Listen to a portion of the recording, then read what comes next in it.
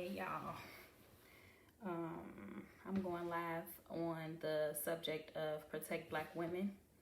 So I'm gonna give folks a few seconds to pop in if they want to listen.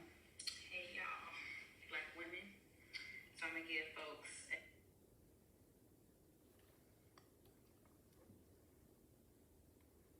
I also just copied a link to a survey if you are interested in either sharing a comment or a story about a time when a black woman wasn't protected, or if you have ideas about how to protect a black woman. So that's the link to the form in the comments that I just put if you're interested in filling that out. I'm gonna get started in about another minute. Thanks for the 10 folks who have stopped in to hear kind of what I have to say. I'm gonna try to get these comments on here because I can't see them on my iPad. Okay, so I can use my phone for comments as they come up. Hi Jacoya, thank you for being here. You're amazing. I hope you're well.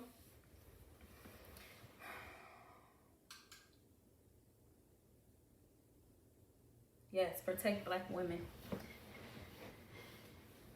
So I'm gonna go ahead and get started. To set the stage or the context in which I am having this discussion with myself and hopefully with you guys if you have something to add. I woke up this morning hella disturbed. So last night I made a post about the police's decision to suspend the investigation. Hey Jerome, suspend the investigation for the disappearance of Kiara Coles. So that's what I went to sleep with, right? Or tried to sleep. I didn't get much sleep, but that's what was on my mind and on my heart as I attempted to go to sleep last night. So then when I woke up this morning and I was reading some articles about Meg Thee Stallion and kind of her situation, and one of my sisters from 40 Under 40 sent me a message via Instagram and was like, yo sis, this is exactly what this dude yesterday tried to argue with me about, or he made her try to feel some kind of way like it was her fault because she had posted something about Meg Thee Stallion as well, and he kind of was like, yeah, well that's why black women are so bitter and so single and all this stuff because they got all this stuff to say, whatever. So I just went to sleep with Kiara Coles on my mind, woke up with articles and men pushing back on women about this idea of us not feeling protected, right? And I just was in this like gloomy space, right? It's no secret. I feel like I try to be open with you guys, but like I suffer a lot from seasonal depression. So what that means is like my mood could be dependent on the weather. And so this morning it was very gloomy, rainy, and so most of the time in those situations is when I get to a place where I'm like, thinking about everything and reflective and like not in a good space. So I'm just giving y'all that context. And so then I started to, I made a post about Meg Thee Stallion myself. And, people were chiming in. Of course, women like, yes, I know this all too well. Thank you for speaking up. I'm tired of talking about protect black women because people don't want to hear it or whatever the various reasons were. And then I had men who were very well-intentioned hop on and say things like, well, maybe this is really not a black woman thing. This is a man against woman thing. Or, I had somebody ask me like, well, what does it mean for you to feel protected? And while that question didn't have any malicious intent behind it, I felt very triggered by it. And I needed to sit with why I was triggered by it. And what I ultimately came up with, and not just in the moment, I literally, after I made that post and responded to some of those responses and questions, literally walked outside of my house in the rain and just walked. I walked to the church on the corner, sat on the steps, and literally cried out to God. And when I say it was so cleansing and everything I needed, it was there, right? In terms of me just seeking God and like getting it all out. I was mad as hell, angry, like all these things. And so I needed to sit with that question. And what I finally came to realize was that I feel like black women they mansplained your post. Yes. I feel like black women are often expected to do everything and be everything for everyone, including problem solving around our own pain. Like, I get your point around like, what do you need in order to feel protected? But I feel like we as Black women have said that so many times, and yet and still we don't get what we say we need. Not only that, there's so much out here for folks to learn if they're really interested, right? So did you Google it? Did you ask other men who are doing an awesome job at protecting Black women? There are a number of ways that you can problem solve if you're really interested in problem solving. But I just felt the brunt of like having to try to figure it out for yet another person around our hurt and our pain, and it didn't sit well with me, right?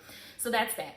And then folks were just like, you know, well, women sometimes be doing stuff too, and so, you know, sometimes basically y'all gotta try not to put yourselves in these harm's way or in these positions. I don't know, y'all. But, and again, I wasn't even mad at the people who posted, except the one who tried to go in and tell somebody like, y'all, this is not healthy because y'all talking about man versus woman and all that. Like, people can express how they feel on my statuses and on my posts. Like, I'm never here to be upset with anyone who disagrees. But what you're not going to do, especially in my presence, is to make someone feel like their feelings are invalid, right? And so that's what the one guy tried to do, was like, this is not helpful, because somebody was like, hey, honestly, I stopped protesting for Black men because of this very thing. Like, we protest for them and they don't protest for us and all these. And like, although that's not the stance I take, and that's probably why I'm pretty pissed about it, is because even though we're not always like supported and protected ourselves, I continue to go out there and show up for Black men, because that's just me. At the same time, whoever posted on my post that, you know, she's tired of fighting for Black men because she doesn't feel like they fight for her, I wasn't mad about that. Like, not that I agree or take that same stance, but what I said to her was, it's okay to be human, because you are entitled to feel exactly how you feel. And for a man to come onto the post and basically invalidate that, to say like, no, this is the problem now, we're against each other and all that, like, not gonna happen on my post, right? So that's the context. And so I wanted to share with you guys. And so while I was crying out to God in the rain today, it was totally liberating. Shout out to my sis Courtney, who said that to me. She was like, I said, sis, like, this is not a good day for me. And I'm like, the weather and all that. She like, just go out and dance in the rain. You'll love yourself for it. And so I did that. First I cried out to him, walked to the church, sat on the porch. Like, it was amazing. And then I celebrated and danced after I was able to do all that. But so then I had to think to myself, am I really like overgeneralizing? Because I think that's what people will often say too, is like, there are Black men out here protecting Black women. And I've never, ever for a second thought that wasn't the case. So let me be clear about that. It's not all Black men, and it's not all Black women who even feel unprotected. But when we have enough Black women who can relate and who also feel the same way that I feel and that Meg feels, it needs to be addressed and looked at. And that's my biggest concern, right? So when we talk about racism, we don't allow folks to say, oh, well, I'm white and I'm not racist, so don't be mad at me. It's like, no, you're not racist and you shouldn't be, so you don't get a cookie for that. But what you should be doing is talking to your racist ass cousins and sons and daughters who's locking our boys up and saying all this other craziness, right? So like, yes, you're not racist, but you have an obligation and responsibility to use your power and your authority in order to ensure that others are also anti-racist, right? And so I don't see this as any different. So if you are a man saying like, I don't know why y'all making these posts, it's not all men, and I don't put my hands on women or disrespect women. Okay, cookie for you, but that's not what this is about. What I'm talking about is the fact that y'all stand idly by when it's happening and don't say anything. A post I made the other day was about this guy who I went to elementary school saying like, if my baby mama is getting hit by her boyfriend, I know how to mind my business. That ain't my business. And I'm just like, what? Like the mother of your child? Like you can I can't even mind my business when it's a stranger, but you talking about somebody who's overseeing your child, you can mind your business? And so here is my thing. We as a community have to unlearn a lot of things. I'm clear about that. We've been taught to mind our own business. We've been scared into this whole snitches get stitches and all this other stuff. I get all of that. What I'm saying though is now is the time, it's actually been past time for us to unlearn that and to do what we need to do to step up for others. So yes, I do feel unprotected as a black woman oftentimes. And I actually, and here's the thing, I'm not for degrading black men at all. I love black men, and some people are like, this is why I don't mess with black men. I don't protest with them. I don't even date black men no more. That'll never be me. You ain't never got to worry about y'all doing nothing to me that's going to stop me from loving, protecting, supporting, and encouraging y'all. You ain't never got to worry about that. At the same time, I do feel that it is my right, because I do show up for you in a way that I feel like I have a responsibility to, for me to speak out when I feel like I'm not getting the same thing in return. So here's what I did. I sat down, started writing in my journal, and I tried to go back as far as I possibly could in terms of when I did and didn't feel protected by black men. So I want to run through just a few events with you guys. Stay with me now. If you can't stay, you can always come back and watch it. I'm going to post this on my page when I'm done.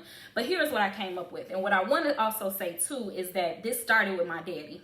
And I hope his wife is watching so she can share this with him. But it started with daddy issues, right? Which is why my declaration out of all of this is I need to do whatever I can to ensure that my unborn daughter is going to have access to a man that is going to love and protect her. And that starts with her father. So let me be clear. Let me be clear. And if nothing else, men need to take responsibility for not showing up for their daughters in a way that even forces us to even have to think about other men protecting us. But that's neither here nor there. But I want to name that, right? So my father hasn't been there. He is still not there.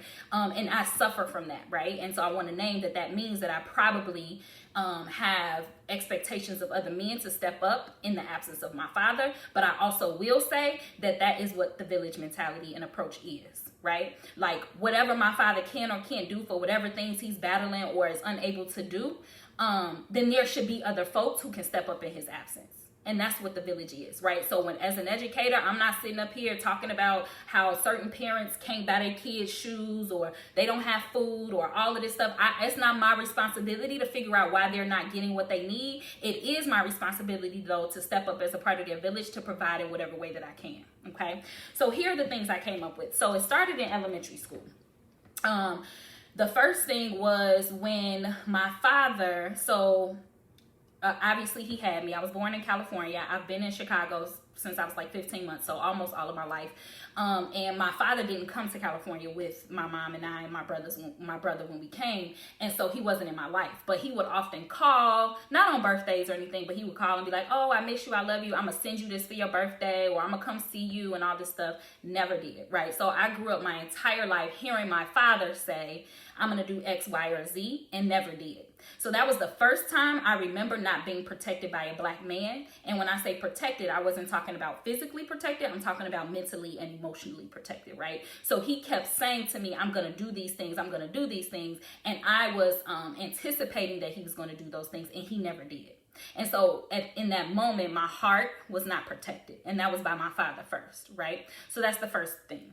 The second thing was in grammar school, I remember I remember very vividly in 4th grade, boys calling girls hoes, sluts. Back then it wasn't thoughts. It was like hoes, sluts, she going, saying all these different things about girls. And we were in 4th grade. Now, here's the thing. I know some girls were sexually active in 4th grade. I know that to be a fact. But what that did was it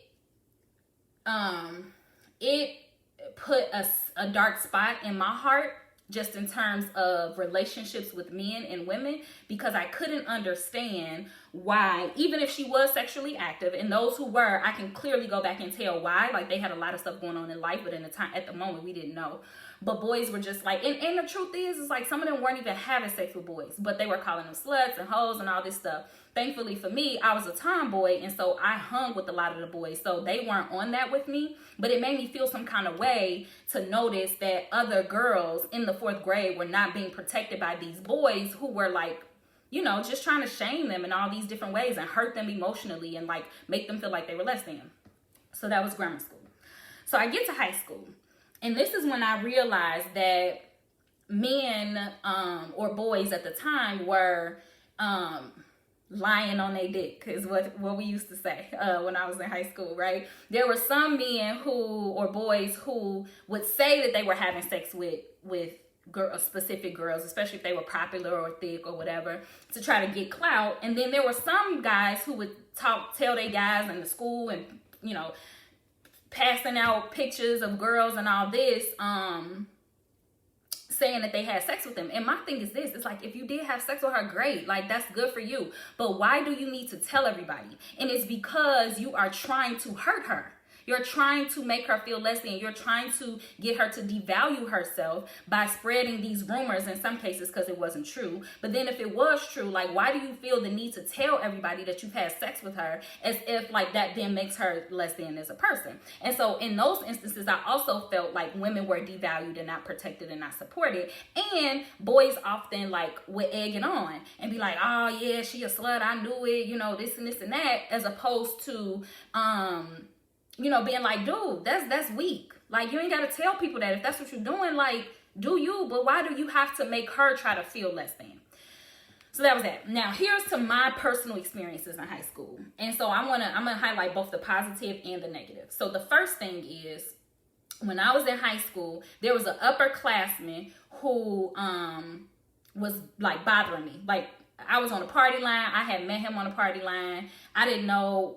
I might have lied, honestly. I might have lied and said what grade I was in. I don't know. But he was an upperclassman once I got to Morgan Park. And he was like, something happened. We got into it. And my older cousin, Buck, came up to the school. Like, so he didn't play about me. My brother had just got killed the summer before I went to Morgan Park. And he always was like, if you need anything, call me. And so I remember calling Buck like, yo, it's this upperclassman up here, saying stuff, pouring salt on my name. Like, he had said some stuff that hurt my feelings or something. And Buck literally came up to Morgan Park, him and his guy. And like, the dude wasn't around, which thankfully now I'm like super happy that he wasn't. But the message clearly got out to that dude that like, yeah, her cousin came to see about you. And so I never had any problems after that. And this is what I mean by like, people stepping up and protecting. My cousin didn't even have to do anything, but the mere fact that he came up there, people spreaded the word really quickly. Like, yeah, her cousin and his guy came up here, and like, they not, this ain't that. And I never had to worry about anything else, right? So I want to big up my cousin Buck for that, right? That was an instance where I did feel protected by somebody. It wasn't my father, but it was my cousin, and I appreciated that, right? The second time was, I was dating this dude who didn't go to Morgan Park, and myself and my friend Candace, I think this was back in the day when I was living in the Gardens, we went to the liquor store to meet him because his father owned a liquor store. Rocky is his name.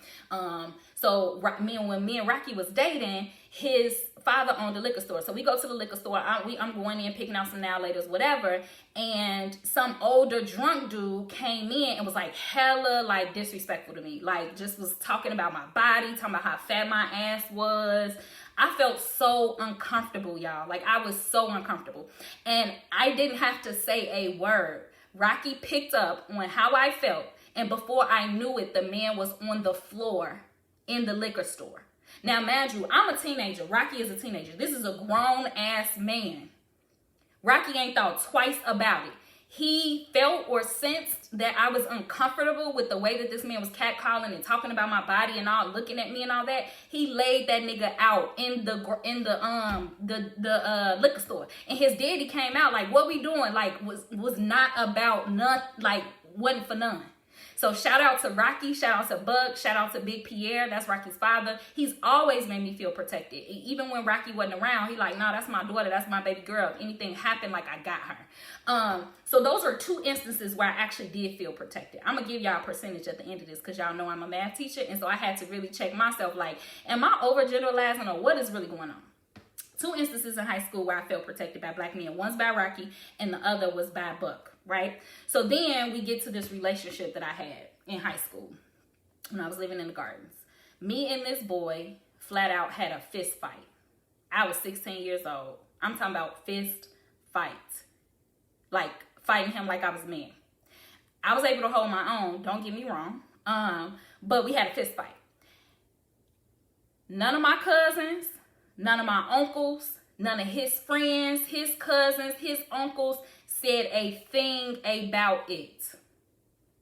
Now, I'm not even talking about the fact that I was able to hold my own. I'm talking about the fact that he put his hands like a fist fight, fought me like I was one of the guys, and not a single person. Buck was locked up at the time, so I will say that. But not a single person, my cousins, my uncles, my friends, his friends, said anything. And so for the people who were on the status saying like, but then y'all be wanting us to get in harm's way, and then y'all end up being with him after that. I was never with him. I was never going back with him after that. I didn't. So that's not an excuse. And nobody still showed up and protected me in that moment, right? What's crazy about this is, and this is why I want to go back to accountability, and it took me all day to really like narrow and weave all this stuff together to get underneath what I was feeling.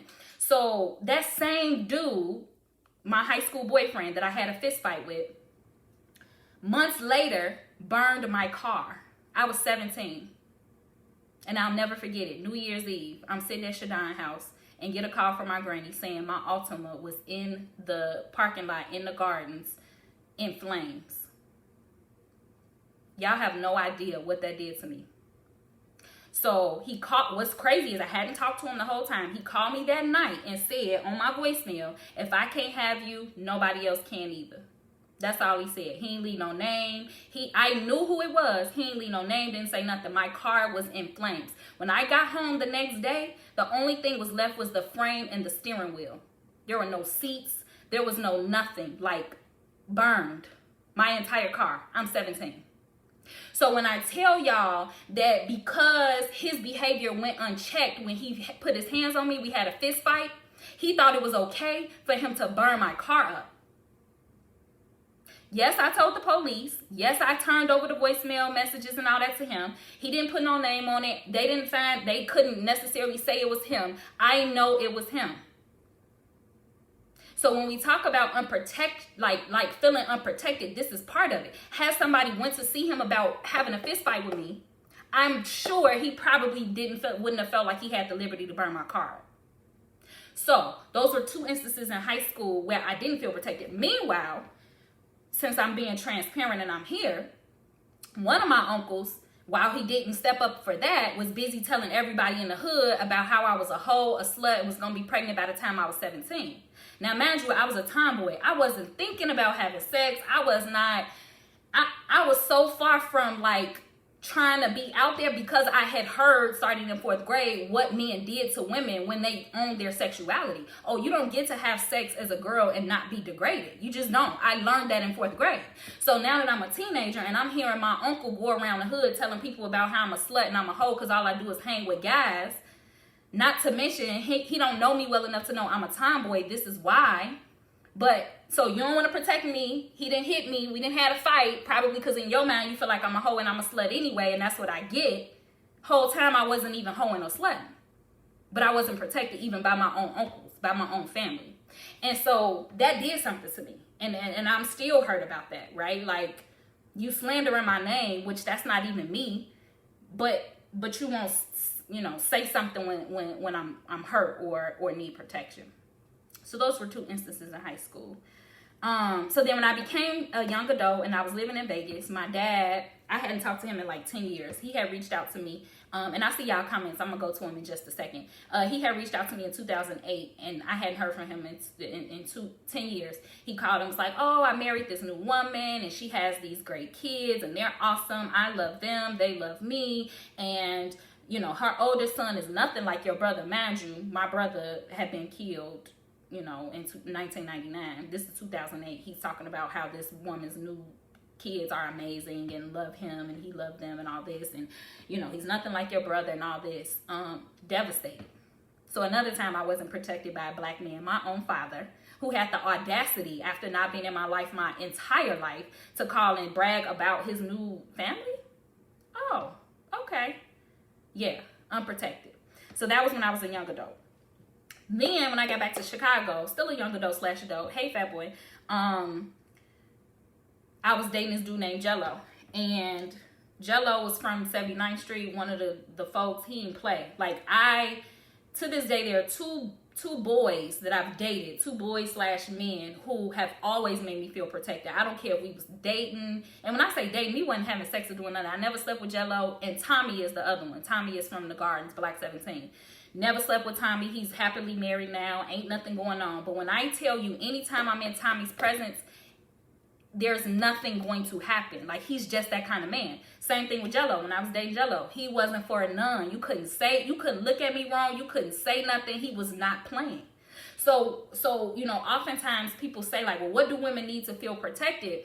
And, you know, sometimes, so somebody on the status today got upset, like, I don't know, like, I'm keep asking and nobody has the answer. Well, part A is like, you know, maybe people don't know what they need to feel protected, but they know what it feels like when they're not protected, and they also know what it feels like when they are protected. And because there are men out here protecting black women, perhaps you should go to the black men that's doing a great job at it and ask them what they're doing, because I just know the feeling that I get, which is why I'm able to say that if Buck is around, my older cousin, if Tommy is around, if Jello, may God rest his soul, he's no longer living, if those three men are around, I never have to blink, because I know that I'm protected.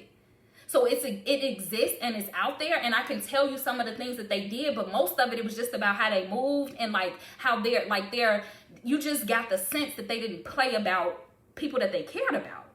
And so I don't know how to fix that for people. So if people ask me what do a man need to do to make you feel protected, like, I can give you some things, but like, if you just only do those things that I say, like, I don't know that I'm going to generally feel protected, because it's not just a one-time thing. It's a, how do I feel? Like, what kind of space do you create for me when I'm around you? Okay. So then when I got to be an adult, and this is recent stuff that I'm about to say right now, my best friend, who, y'all know, I'm very transparent. Nothing I'm gonna say here he hasn't heard about. My former best friend from 4th grade, 20 plus years, he and I had a serious conversation. I told him about my feelings being hurt and how I felt that, you know, the friendship wasn't going the way that I felt like I needed it to go in order for me to feel protected and supported. And rather than him own up to that and take responsibility, he chose to stop talking to me.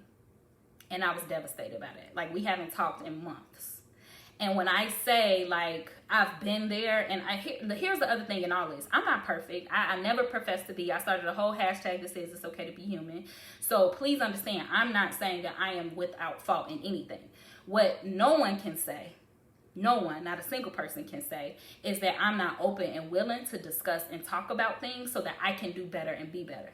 And so because of that, that's the only thing that I expect and require of others. So when I told my best friend of 20 plus years that he had hurt my feelings and that there were some boundaries that needed to be established in our friendship, he took the liberty to decide not to talk to me anymore. And that was another instance where I felt unprotected. And so again, this is not about intimate relationships only. This is platonic relationships. This is boss relationships. This is intimate relationships. Black men should take more accountability with protecting black women, period. And so he was my best friend, not an intimate friend, but emotionally and mentally, that damaged me. The fact that I, as a black woman, tried to create boundaries and set expectations for my friendship and what I needed, especially as somebody who shows up and is there anytime you need me or anytime you want something, rather than to work through that, it's easier for you to just not talk to me. That's a problem. That's another instance of me being unprotected. Okay.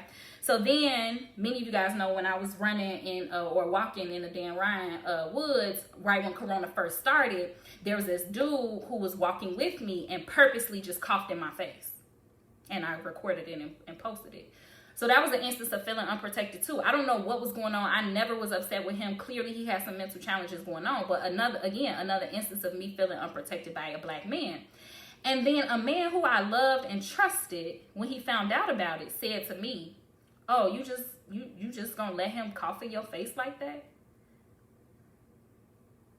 Not, "I'm sorry that happened to you." Not, "Let's go back up there so we can see if he up there." Not like, "I wish a nigga would if I'm around." Oh, but you, as a black woman, you just gonna let him cough in your face like that? Somebody I loved and trusted looked at me in my face and like laughed about it. Like almost was like, "I can't believe you did that. Why you ain't do something about it?" And so, you know, I was devastated by that. Like, again, feeling unprotected was just like an understatement at that point. Like, I felt like something had literally like pierced my heart, because I'm like, Not to mention, you could have went on the walk with me if you were so concerned about my, safety. But your response was not like, I'm sorry, or let's go back up there at least and see if we can see. But like, you let them do that.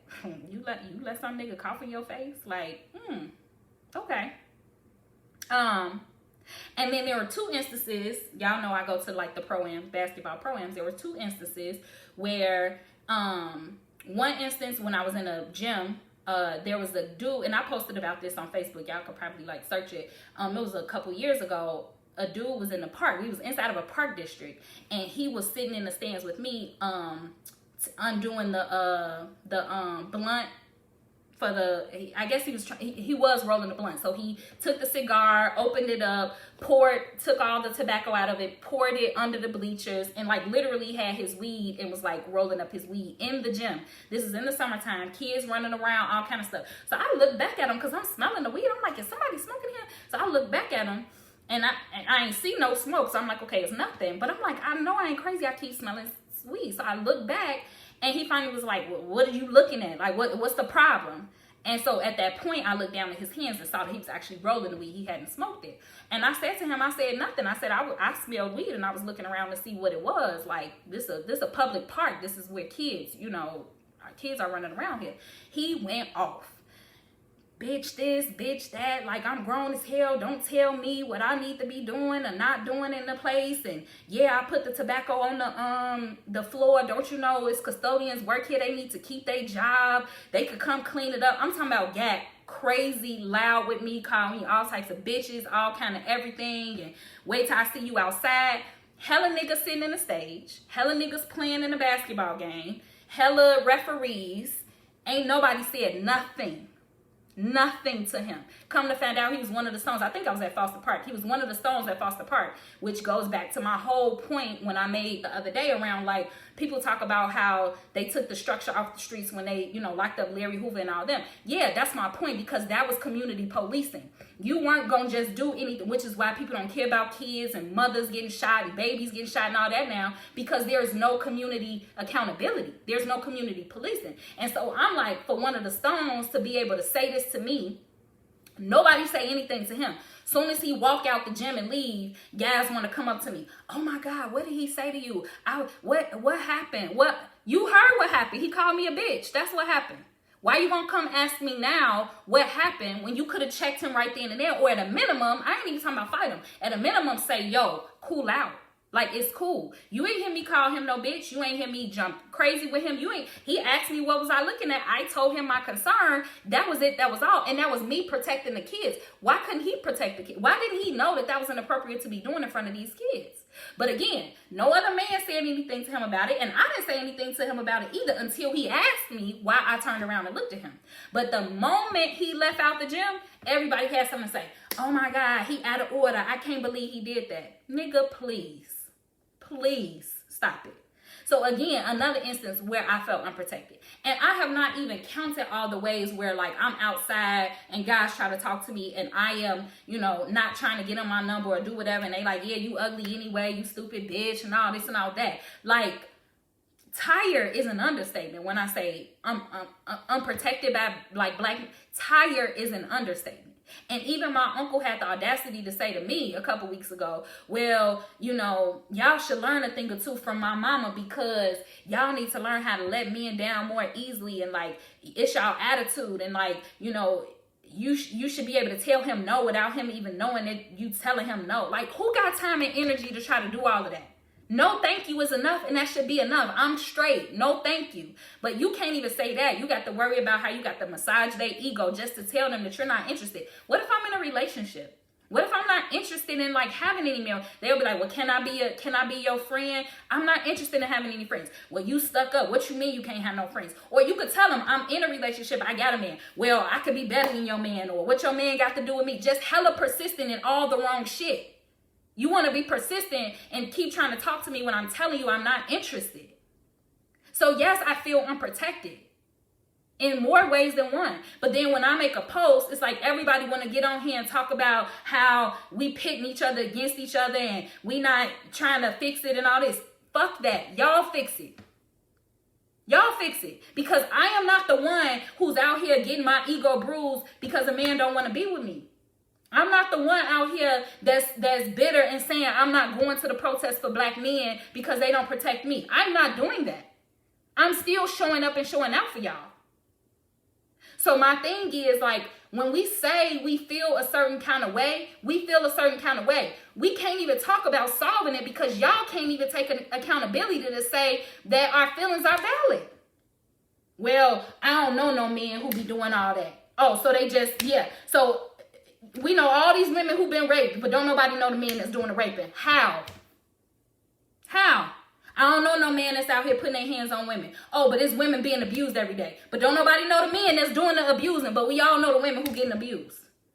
Rachel lost her fucking life to a man, his hands.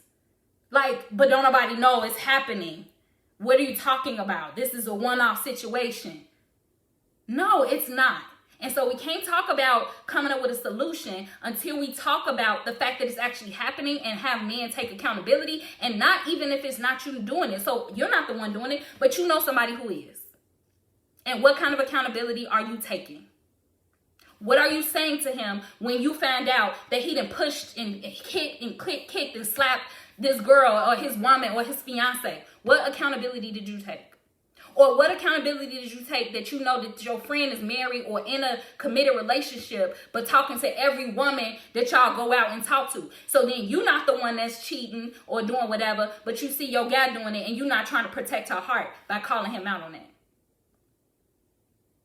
That's the accountability I'm talking about. Even if it's not you, it's your cousins, it's your sons, it's your friends, it's your nephews, it's your brothers, it's your uncles.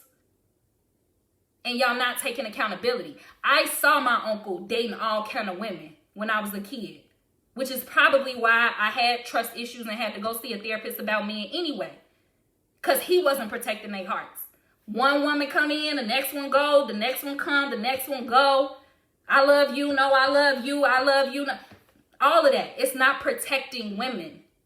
So there's more than one way, and I think the first thing men do is jump in to say, oh, well, we got a life and we don't want to lose our lives and all that. Okay, that's fine. Say what you want. But I hop in every time, 100% of the time when I see stuff happening. When I left that Morgan Park game last year, Chicago State, and it was hella dudes stumping this one man in the middle of the street, I pulled out the parking lot, out my car, hopped out, and was like trying to shoot him up off of him. Could I have been killed? Absolutely. Could I have been knocked out? Absolutely. But what's not going to happen is this boy right here finna die or whatever because all y'all on top of him and I'm going to just keep driving like it ain't my business. So I can do that, but men can't do that. Oh, the woman who's getting beat up at Starbucks on 104th and Longwood by a man, and I'm the one that got to say, stop that. We not doing that in here, and all the men around here. And so somebody called me on the phone and I'm telling them like what just happened, and the men, black men, overhearing what I'm saying about like, I can't believe these men just sitting here and letting this man beat on this woman like this. And here they go in my business. Now you don't want to mind your business when he slapping her upside her head, but you want to mind my business while I'm on the phone telling somebody I can't believe they sitting around here. And here they go in the background. I got a whole family. I don't have time to be playing with these people. She talking about some why we ain't do nothing. That ain't my business. Oh, but it's your business to hop in my conversation when I'm calling you out to somebody I'm personally talking to. Oh, good job picking and choosing what's your business and what's not. So be clear. I'm not ever going to ask anybody to do anything I'm not willing to do. The problem that I have is that me as a woman, I am more convicted about caring about my community, black men, other women, whoever, willing to die, do whatever for what's right, and people steady want to sit back talking about some, oh, I got a kid, and I got this, and I got that. We all do. People love me too. I love people too. But 100% of the time, I've been stepping in anytime I see something, and nothing has happened to me. Part A, because I have faith and know that whenever I do something, God is going to have me covered. And if by chance, because we are supposed to operate with wisdom, if by chance something happens to me because I'm trying to do what's right, that's my legacy. I'm cool with that. Headline reads, Jillian got slain because she was standing up for a woman who was being attacked and abused by an abuser. Don't have no funeral for me. Celebrate. But this is what I'm saying. This is the kind of radical love it takes for us to step outside of ourselves in order to understand that this is how we get success. People keep doing the stuff that they're doing because nobody's saying nothing. We want to be mad at the police about them not solving cases. How are we mad at them when we don't want to speak up and say nothing because we scared? Because these people got us scared to say so-and-so did it. So don't get mad at me or, for saying what's real. I'm going to always say what's hard with love. I love everybody. I'm not mad at nobody. I'm forgiving everybody. It's not that. But we have to take accountability. And until we can step outside of ourselves and be clear, when I get married, my husband, when I have a son, when I teach him, I don't give a damn who it is. When you are in a position where you can help somebody, you better do it 100% of the time. Yes, I love you and I want you to come home safe. But guess what? If you don't, I am going to be proud that you stood up for something you believed in. And understand as your mama that it's going to be the same thing. I can't go to White Castles and seeing somebody get beat up and not say nothing. I just can't. That's not in me. So what I want y'all to understand is I am not a hypocrite. I'm not trying to tell people what they should and shouldn't do. And again, my post today about protecting black women never said black men should protect black women, even though I believe that. But who am I to tell you what you should do? What I can do is tell you how I feel about it and bring light to the situation. You get to determine what to do with that information. That's it. Don't tell me my feelings are invalid. Don't tell me that it's all these men that's protecting and doing all this. I just told, it was 15 instances that I counted up on here. Things that happened to me. Of the 15, 3 times I felt protected by men that were around me. 3 out of 15. That's 20% for the math folks. 20%. So this is not like a overgeneralization. This is not it's just Meg the Stallion. No, this is happening and it needs to be addressed. That's all I had to say to y'all. So thank y'all for sticking in. Let me see what these comments are talking about. If y'all got comments, questions, let me know. Y'all been getting it in. Let me see. Okay, who protect let me see. We got mansplained your post. Yes, took what we had to say and turned it into what they wanted it to be. Jaquoia said, I'm tired of black men thinking they can speak to our existence because they're black. Yes. And the thing is, I don't ever profess to be like, oh, I know what it's like being a black man in this country. I don't. But because I can empathize is why I keep showing up for them. You ain't got to show up for me. You ain't got to protect me. But I'm going to keep showing up for you because I can empathize what it's like to be a black man in this country. All I'm asking for is, can y'all do the same thing? And then people getting on my post, well, how can we protect y'all? I've been sharing a post about Breonna Taylor every day. And you a fool if you think that I don't click on the number of shares to see how many black men shared it. That's the least you can do. So before you get the bump in your gums trying to act like you care about black women and you want to protect us, do the stuff that's right in your face. I ain't asked you to compose no email. I ain't asked you to look for no email addresses. I have posted it every single day for the last 2 weeks. Ask me how many. Y'all could do the research yourself. Go back to the post, click on the number of shares, 21 shares, 31 shares, 48 shares. See how many were black men. Don't worry, I'll wait. Exactly. So, listen, my patience are thin, y'all. And I don't even curse, but I've been cursing on this thing. My patience are gone. Jaquoia, it's not your job to teach them how to care for us. The same way it is not our job to teach white people how to be. That's my whole point. That is my whole point. So when the guy today got upset or offended because when he asked, what do you need to feel supported? I said to him, hey, I got triggered by this question. Let me sit with this to figure out what that's about. He like, well, I keep, in another kind of thread, he said, I keep asking people what they need and they don't know the answer. Sir, I never said I didn't know the answer. I said I was triggered. Because the amount of time it's going to take me to type up to you what I need, you can go to Google. And that's what I did. I went to Google. How to protect black women. Op-ed was the first thing that came up with like 6 or 7 different strategies. So if you really want to know, what have you done to try to figure that out? Oh, okay. They don't care about gender issues, so it's only race because that shapes their existence. Wow, that's...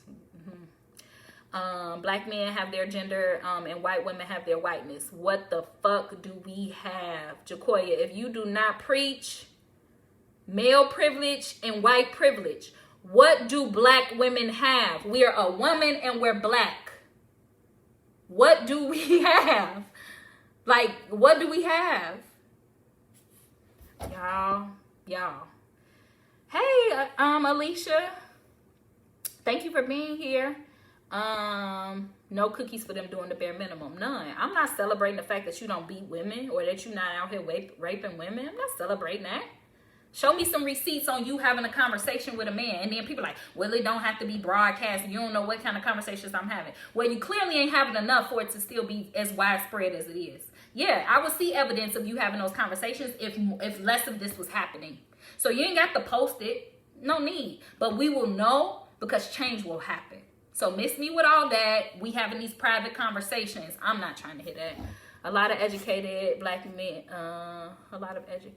well, BM, and you don't address it, you become an elitist. You choose to differentiate yourself and turn a blind eye.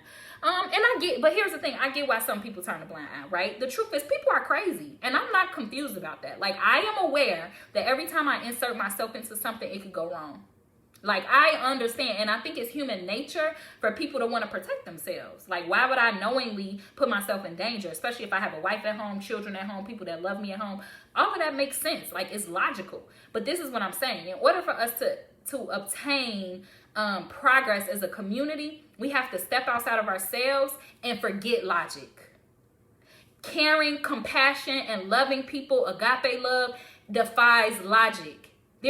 Logically, it makes no sense for me to keep showing up for black men because they don't show up for me. Logically.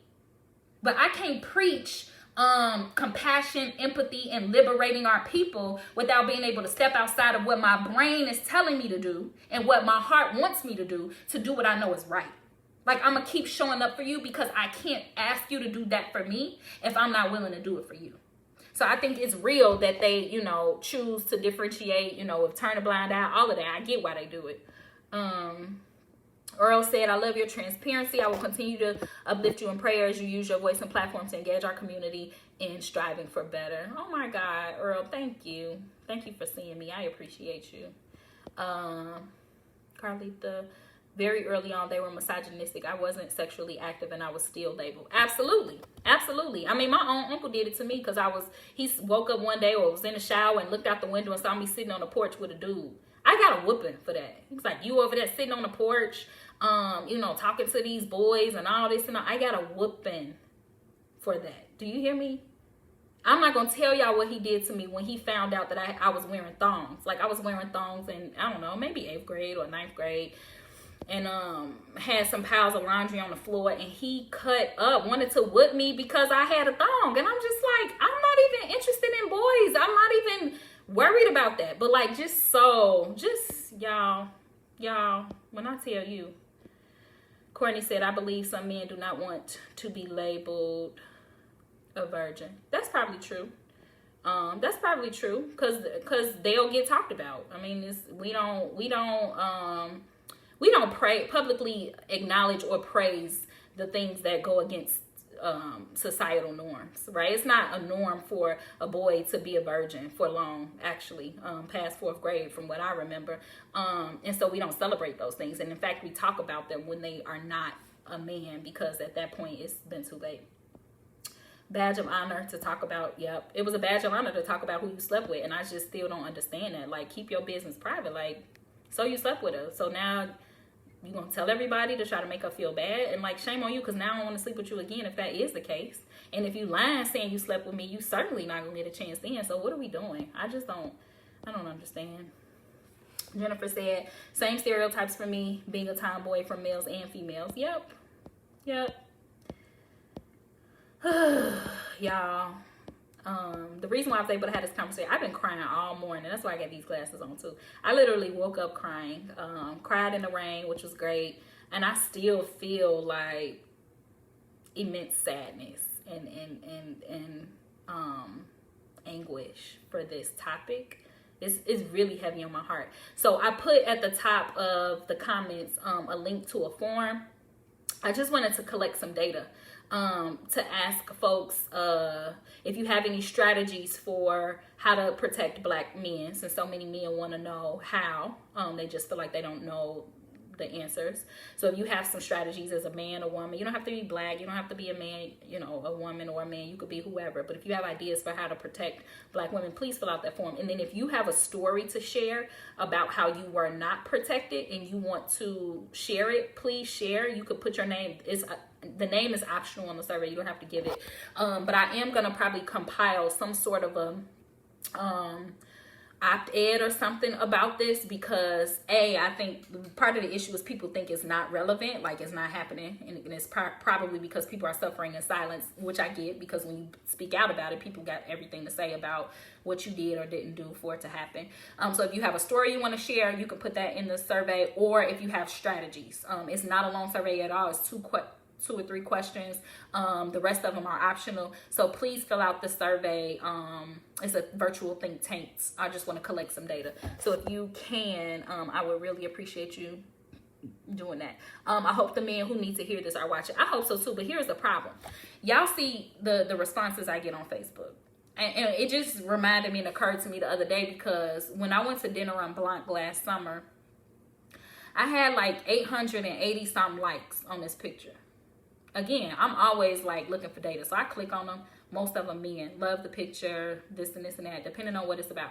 If it comes to something where men have to check themselves, so like protecting Black women, or me sharing stuff about Breonna Taylor, or me supporting, the movement, or donating something. Like I made a post when Sydney from Building Strong Millennials had asked us to go help clean up after the riots and all that. I made a post and was like, hey, meet me here, send donations. And then Corey from Inglewood Branded asked me, could I gather some guys up to bring to one of the events that he was doing in Inglewood. So I made a specific post to Black men and said, hey, Black men, we need help, volunteers. Crickets.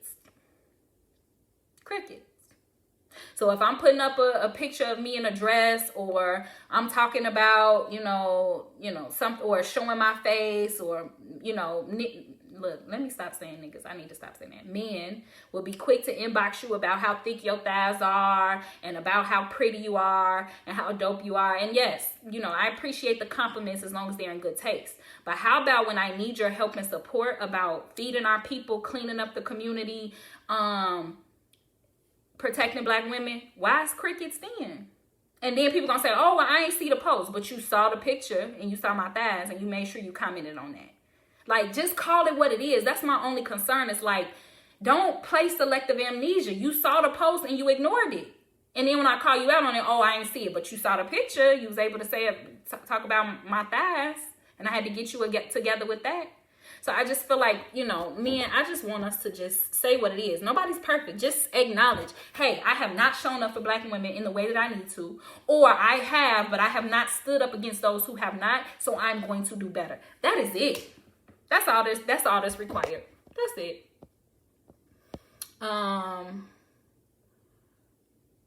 Carlita says somebody stood up for Black men and wasn't protected by them. I'm gonna have to look up that name. I don't know. Salahu? Carlita, I don't know who that is. I'm gonna look that up. Every time. Yes. Okay. Okay, y'all. Melina said, if they feel some type of way because of your post, then it must mean the shoe fit. If the shoe don't fit, don't try to put it on. If it is, then wear it. Figure it out. Meg Thee Stallion was shot, physically harmed, and traumatized by a Black man. Instead of addressing the dude that shot her, the dudes on your post brought up song lyrics. Right. Somebody was like, well, she been singing about not needing a man and being the baddest bitch and all this and all that. And like, the truth is, there's a difference between entertainment and real life. Like, y'all know that. And I don't be wanting to call people out, but like, some of the stuff people be doing, like, oh, I'm a man, my business. I'm not putting my freedom in jeopardy. But you will put your freedom in jeopardy to go sell some drugs on the corner, though. You'll do that, but you won't put your freedom in jeopardy to go holler at your baby mama guy who put his hands on her. Like, again, like, so, and again, that's your prerogative. But then what you're saying is that you don't prioritize the safety of Black women. And that is okay, but call it what it is. I'm not putting my freedom in jeopardy for nothing or nobody. You are. You doing it to sell drugs, but you're just not going to do it for the Black woman. And that's your prerogative, but say that. That's all I'm saying.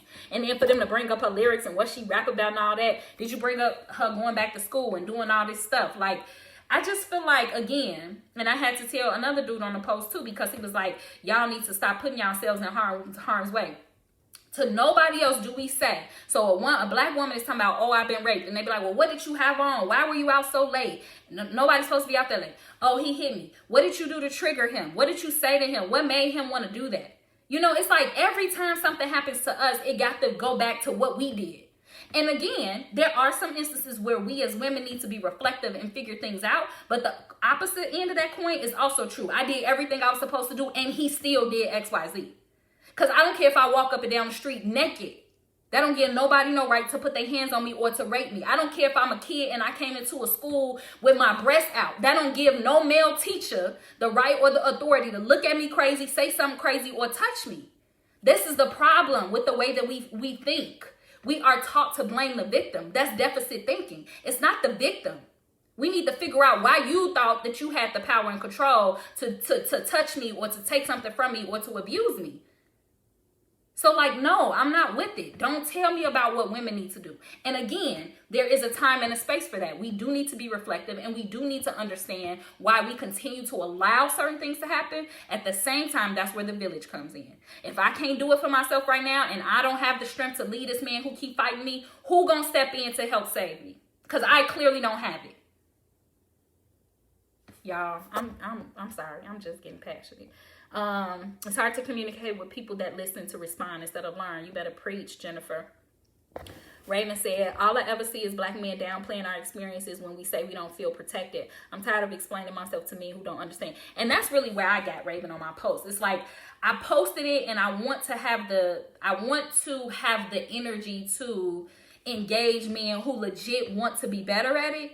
But I don't have the energy to engage men who can't first recognize that it's a problem. So it's like they want to quickly move us to solutions where you keep saying this, keep saying that. How can I fix it? Well, you can't fix it until you can understand and acknowledge the actual problem. It's like, well, quit talking about it. We don't want to hear about it. It's like, no, until you understand how you've harmed me, I'm not interested in helping you repair it. Because guess what? You just going to do it again.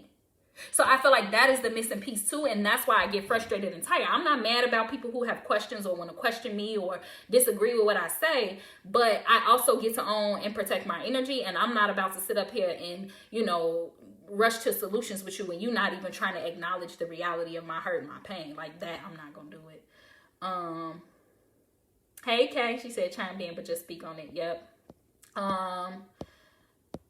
What else we got on here, y'all? Brittany said, thank you for sharing real issues that need to be addressed. I love your transparency. God is definitely using you. We'll be praying for you. Thank you. I need all of the prayers I can get. Y'all, I'm beat. Today, I literally told my granny I don't have it. I don't know if me and my granny ever talked on the phone as long as we did today. She just randomly called me today to talk about the sticker on her car or something, and I don't know. And she said, you need anything or something. Well, I don't know. We was getting off the phone and I said, keep me in your prayers. And she said, what's going on? And I just lost it. Like tears, uncontrollable. I'm tired, y'all. And that's what I told her. I was like, I'm just tired. Like, I'm tired. Like, I'm so tired. Tired of the pressure of the world. Tired of people asking me, what am I going to do next? Like, all of the stuff that I've accomplished, you know, being a principal before 30, starting my own business, self-published author, and people still are asking what's next. Like, I can totally see how Robin Williams and the writer of This Is Us and, you know, even Tamar talking about suicide. Like, this is my biggest plea to y'all that's watching. Like, for real. And this is all jokes aside. Like, my biggest plea is like, have compassion and check on your strong people, you know, because people on the outside looking in, like, oh, you got all this, you perfect, you this, you that. And I struggle every day to wake up. I'm just being completely honest with y'all. I told my granny today, I don't want to be here. And I meant that. And this is not for no, you know, send the people over to my house and check on me or none of that. This ain't for that. I have not tried to kill myself, but today I verbalized to my grandmother as I cried tears uncontrollably, I don't want to be here. I'm tired. I'm tired of being there for people who don't want to be there for me. I'm tired of protecting people who don't protect me. I'm tired. I'm tired of being a person that people, put all this pressure, and some of it is my own pressure based on what people are saying to me. But I'm tired, y'all. And if I'm tired and I have all the resources I need, I'm not, starving. I got stuff I need. I got everything I want. I'm tired. So I need y'all to check on y'all people. I need y'all to love y'all people. I need y'all to communicate with one another. I need y'all to choose grace and empathy and compassion when logically it doesn't make sense. I need y'all to just do your best to go out of your way to be kind to people. That's what I need. Today has been rough for me, y'all. I'm talking about this might be the roughest day I've had in the last year or so. It was rough, like rough. And again, I don't need no attention. I don't need phones blowing up. I don't need none of that. I just need people to show up for their people in the way that they need to. And if you think I'm your person and you haven't been showing up for me, then yeah, I'm talking to you. I'm talking to my best friend who hasn't shown up for me. I'm talking to people know who I'm talking to. I'm talking to you. If I've ever shown up for you in a way, and then when I needed you and you weren't there, then this is for you to be reflective, not to be sorry for yourself, not to none of that. It's gone. It's in the past. You can't change nothing. But be there for me. Be there for your other people. Learn from your mistakes. Choose compassion, grace, and empathy. That's all I'm asking y'all. Raven says, so quick to bring up Meg Thee Stallion lyrics when they idolize male rapper lyrics, calling women all kinds of names and follow what they say when their wives are at home. Yep. So calling women bitches and hoes and all that and be married and all that at home. This is Trayvon speaking. All you got to do is call me when you need me. Trayvon, I know you are crazy. Listen, you are another person. I probably can think of a couple times where Trayvon was like, nah, this ain't that. With regards to me, he's one of my former students. But yes, son, I trust you, and many of the career boys, I don't have a problem. Like, I know y'all, at the time y'all were 13, 14, y'all weren't trying to find nobody, but y'all certainly would speak up. Like, and shout out to one other thing I forgot. Shout out to Kanan Morris, who was one of my students. When I tell you, I was at JCP. What year was that? I don't know. I was teaching 9th grade math, but this was when one of our other students who was just struggling in life, I don't want to say his name, but loved him to death. But almost every day he came in my classroom, he would call me a bitch. Like, here this bitch go again, and this and that, cutting up every day. He wasn't mad at me. It was something personally he had going on. And I would always respond to him, I love you anyway. Pick up your pencil, get to work. That's just what it is. One day, this student came in and called me a B, and Kanan said to him, Miss Carew ain't gonna be too many more bitches. This was a 14-year-old kid saying this to another kid, 14. So in the spirit of me calling out when men are not protecting us, this was a little boy, one of my students, who stood in the gap for me. So shout out to Kanan. I don't think I'm his friend on Facebook, but if anybody is friends with Kanan, tell him, Naja, I don't know if you are. Kanan was younger than you, but tell him Miss Carew shouted him out today and appreciated him for standing in the gap for me when that student was calling me bitches. First thing a person said about my uncle was they heard he was sick. And good evening, Miss Cruz. So Naja, and I want to talk to you about that too. Inbox me so you can get my number. I know that had to be painful for you. And I heard that mental health was part of it. And I don't know if you saw the recent initiative that I've put in place, but I'm trying to donate $5,000 to proactive mental health initiatives. And when I saw your grandmother's story and they said that him killing her was in relation or had something to do with untreated mental illness, it really touched my heart. And again, people out here hurting people that they love, not because they don't love them, but because they have unresolved issues. So here's the other thing I want to say too. As a black man, you can't protect and support us until you protect and support yourself. So stop this whole, I don't want to go to a counselor or a therapist, or I don't want to talk about it. Everything is cool. And I know society hasn't created the space for you all to be vulnerable and cry and say you need help. Time's out for that. Stress is killing everybody. So I need black men to first take care of black men. And that might mean going to see a therapist, talking to somebody, getting connected with a pastor. So whenever I'm preaching God and all that, it ain't because I'm trying to, make you feel less than because you don't have a church home. But like, be in community with people who can support you. Because when you do that, then you can open up yourself to be available for black women. So do that too. So Naja, message me so you can get my number. Man, I love you too. Thank you. Men can start with conversation with their circles. You hear something you know is wrong, call it out. Yeah, so not only that, when you hear something is wrong, call it out, but ask people, what are you doing to support your wife? What are you doing to support your daughter? Like, if XYZ happened, what would you do? It's men out here that are protecting black women. I just gave you a few. Pierre Sims, he's on my friends list. That's Rocky's father. Don't play about women. Tom Davidson. Don't play about his wife, his children. He's on my friends list too. Rocky is not on Facebook, but he on Instagram. Don't play about women. Antoine, my cousin Buck, he don't play about women. He's not available right now though. But there are men out here that's doing it. So use your circles. Don't go to black women and be like, oh, what can I do to stop hurting you? Figure it out. Go talk to somebody or talk to a therapist. How about that? Like, that could be helpful too. My granny said I cut off. Did I cut off for anybody? I hope not. Naja, you legit the strongest woman I know. I'll check in more because I haven't it all, and I myself am the one who needs it often, so I have no choice but to do so. Naja, I'm with you, baby. You ain't never got to be alone.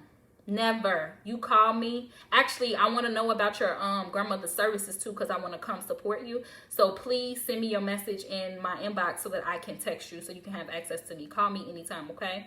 Dayon said your transparency is your strength, and it will help women that you may never meet. It's okay to be human. Don't stop your podcast. Oh, Dayon, I appreciate you. And I also appreciate the fact that you've always been there to support me and to love me in spite of even some who I trusted and didn't always show me the love. So I appreciate you. That's all I got, y'all. There's no more comments in the comment box, but please share this if you think that it's helpful. Some men need to listen to it. Some women need to listen to it. Maybe they might get free from it. I'm not a victim. I'm always going to be a victor. I'm always going to figure it out 100% of the time. So, you know, sometimes it's great to show others love. So you never know. People are all fighting battles we know nothing about. So if you love somebody, you don't have to have the answers. You don't have to figure it out for them. All you just got to do is send a quick heart. I'm thinking of you. One last thing, though. One last thing. I love you so much, Gina. Thank you, baby. One last thing. I promise y'all, this is the last thing. So people often, I got one today, a text and an inbox today. People often care a lot about people. And so when they're in a state of despair or depression or hurt or anger, they do whatever they can to quickly fix it for them. And so when I first made the post today about being deeply saddened by everything that's going on, somebody had texted me and was like, hey, you know, I love you. You're amazing. Don't forget that God said X, Y, Z, and keep your eye on him. And you haven't been posting a lot about God's goodness and grace and all that in your life. And they are right. This person didn't do anything wrong. And I told this person, I said, I love you so much. I love this person more. Like, she is dope, like flat out. But it is not helpful when people are in a space of reflection and emotional despair to quickly try to move them to positivity. It's actually called toxic positivity, if you want to look it up, okay? People mean well. They will say, like, I don't want you to feel this way. I don't want you to be hurt. Let's fix it. What can I do? When I was crying on the phone to my granny today, she's like, how much money you need? I'll go in my bank account and give you all of it. And I'm like, Granny, it's not about the money. I don't need that. It's fine. But it just speaks to her and everybody else's desire to quickly fix it for you so that you're not in this state of despair. I just want you guys to know that that's not helpful in most cases. Let me sit in it. Today's not a good day. I get to say that. It's okay to be human. Today is not a good day. I'm in my feelings. This is what I'm feeling. Now, the whole goal is that I don't sit here forever. So hopefully by tomorrow, the day after tomorrow, certainly hopefully by the end of the week, I should be in a better space. But while I'm in this space, it's healthy for me to sit in it so that I can wrestle with it and actually heal from it and move forward, which is why I had to make my notes and which is why I had to call out all of the specific instances today where I felt unprotected and protected by black men so that I could feel like this is done. I gave truth to my power. I spoke it publicly. After that, it's not much more I can do about it. But because I didn't do this sooner is why I had the kind of day I was having today. So that's the last thing, y'all. Be conscious of toxic positivity. Okay, if somebody's going through something or in a moment of despair, a quick emoji with a heart, or I'm just thinking of you, I'm sorry, you know, somebody passed yesterday, I wasn't, God is good and all, to be absent from the body, I'm not doing all that. I'm so sorry. Here's a heart, praying for you. That's it. And oftentimes when people are in despair, don't expect them to respond back. They don't have it to give. If I make a post saying I am hurt and I am sad or whatever, then people want to respond, well, what's going on? What can I do to help? It's like right now, I just need to sit in the fact that I'm hurt. And all I need you to do is say, praying for you, sending positive vibes. Here's a heart to let you know I'm thinking about you. Like, that's good. But we don't always need people to fix it. We just kind of need people to understand where we are. Know that somebody is there and that they care. Send a quick emoji, a quick text thinking of you, not questions that like gotta be responded, or calling immediately. If I'm crying, I'm not answering the phone. I'm just not. So just keep that in mind. Toxic positivity is a thing, and although it comes from a great place, it's not always helpful. That's all, y'all. I love y'all. It's nothing y'all can do about that. If there's anything I can do to support you or anyone you know in this process or about anything else, feel free to inbox me. I am always available. Again, one last shout out. I did put a link in the comments to a form where I want to collect the stories of Black women who haven't been protected. And then I'm collecting also ideas around how to protect Black women. Either you've done it, you've seen it done, or you imagine that it could be a good strategy. I love y'all. Enjoy the rest of y'all day.